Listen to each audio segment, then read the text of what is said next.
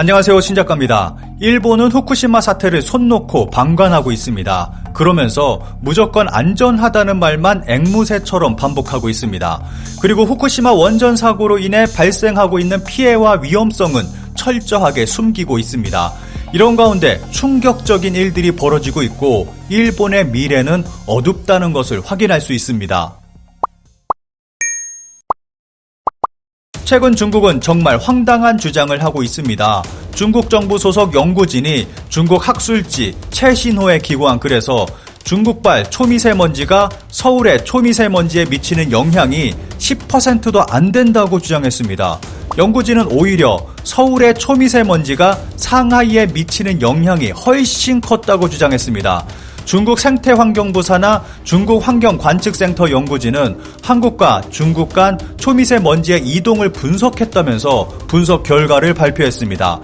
2018년 11월 상순 서울 대기 중 초미세먼지 가운데 중국 동부 도시에서 영향을 미친 비율은 평균 9%였다고 연구진은 밝혔습니다. 중국 연구진은 오히려 이 기간 한국발 초미세먼지가 북동풍을 타고 중국 상하이에 더 큰 영향을 미쳤다는 분석을 내놨습니다. 이건 완전히 고등어 때문에 미세먼지 발생한다는 것과 같은 발언입니다. 중국은 현재 자신들이 뿜어내고 있는 미세먼지를 해결하기 위한 노력은 전혀 하고 있지 않습니다. 오히려 그 책임을 우리에게 돌리며 비난하고 있습니다. 한국의 수많은 단체들은 중국의 미세먼지, 황사를 막아보겠다고 중국 사막에 나무 심기 운동을 펼치고 있습니다.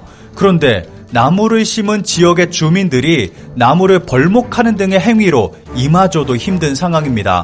그나마 중국 정부가 미세먼지를 줄이겠다고 도심에 대량의 나무를 심고 있는 것이 다행이라고 볼 수 있습니다. 그런데 나무에서 발생하는 꽃가루 때문에 중국 인민들은 고통 속에 있습니다. 베이징시는 1970년대부터 공기 오염을 줄이려는 목적으로 포플러와 버드나무를 대대적으로 심기 시작했습니다. 그런데 이 나무들에서 나온 솜털 모양의 꽃가루가 매년 4월부터 5월까지 베이징 전역을 덮고 있습니다. 이 시기에는 마스크 없이는 외출이 불가능할 정도고 온몸에 달라붙는 꽃가루로 알레르기 환자들도 급증하고 있습니다. 게다가 버드나무 꽃가루에는 유분이 있어서 불이 붙으면 번지는 속도가 너무 빨라 자칫 대형 화재로 이어질 수 있는 문제까지 안고 있습니다. 이는 마치 일본의 삼나무와 같은 모습을 보여주고 있습니다. 미세먼지를 줄일 수 있다면 이런 고통쯤은 감수해야 한다고 생각합니다. 중국과 함께 우리를 위험에 몰아넣고 있는 나라가 또 있습니다. 바로 일본입니다. 일본의 경우 후쿠시마 원전 폭발로 전 세계를 방사능 위협에 몰아넣고 있습니다. 그런데 현재 가장 민감하게 대응하는 나라는 한국이 유일합니다. 우선 최근 올림픽을 바라보는 전 세계 국가들의 반응을 살펴보겠습니다. 미국 육상 대표팀은 일본 전지훈련을 취소했습니다. 미국 육상 대표팀은 7월 초부터 8월 초 치바에서 전지훈련을 가질 계획이었는데 이를 취소했습니다. 안전상의 이유를 들어 일본 전지훈련을 취소한 것입니다. 미국뿐만 아니라 다른 여러 나라 대표팀도 비슷한 이유로 전지훈련을 취소하고 있습니다. 일본 전지훈련을 취소한 대표팀의 수는 30개가 넘고 있습니다. 이들 대표팀들은 대부분 전지훈련을 포기하고 올림픽 직전 일본에 바로 입국한다는 계획을 세우고 있습니다. 그런데 놀라운 것은 코로나는 걱정해도 일본의 방사능을 우려하는 국가는 전혀 찾아볼 수 없다는 것입니다. 일본 정부는 도쿄올림픽 때 선수들에게 후쿠시마 식재료를 이용해 만든 식사를 제공하겠다고 발표했습니다. 일본의 목적은 단 하나입니다. 후쿠시마가 안전하다는 것을 전 세계에 알리는 것입니다.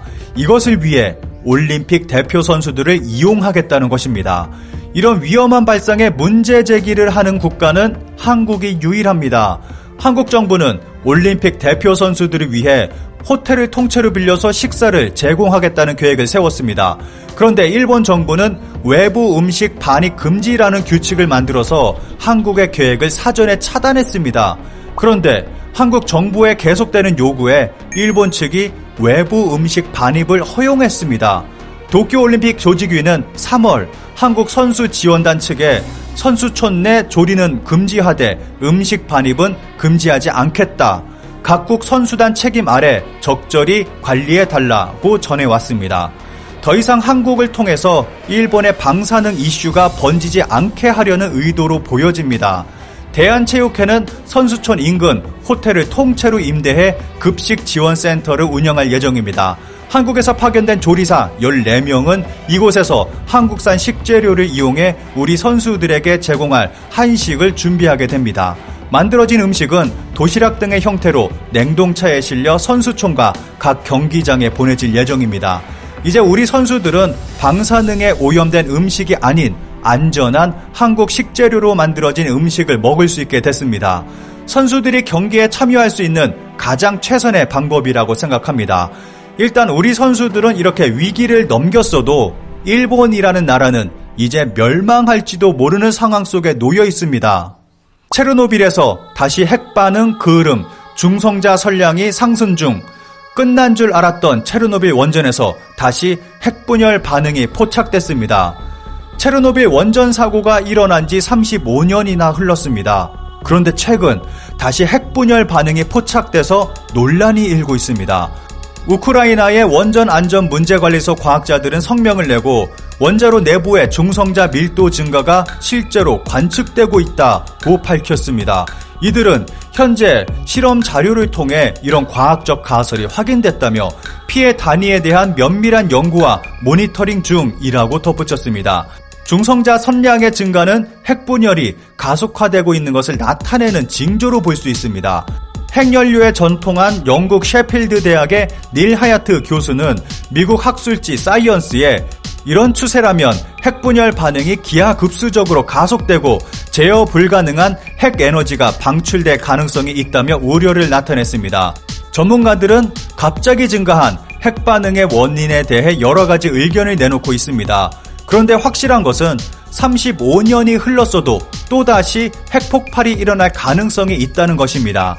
지금 체르노빌의 상황을 놓고 본다면 후쿠시마의 미래를 짐작해 볼 수 있습니다.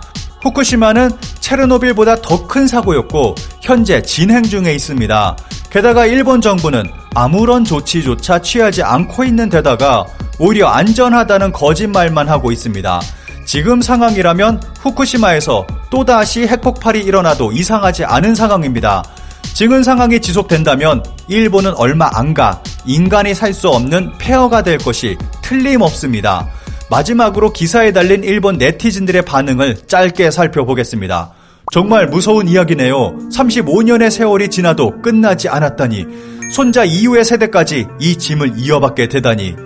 광대한 국토의 러시아라면 몰라도 일본에서 이런 사고가 나면 나라가 망할 수준. 더군다나 일본은 한번 멜트다운을 시켜서 봉쇄책인 동토벽도 실패로 끝났다. 원자력 규제위원회가 화낼 정도로 허술한 운영이 지금도 계속되고 있다. 촌탁과 거짓이 만연한 지금의 일본의 원자력 발전은 지극히 위험하다. 우라늄 연료의 방사선 반감기는 10만 년, 이런 걸로 전기를 얻고 있는 게 잘못된 거다. 미국에서는 폐로가 진행되고 있다. 확실히 처리할 수 있을 때 폐로하는 것이 좋은데 일본에서는 설계 수명이 지난 것이 또 연장이 시작됐다.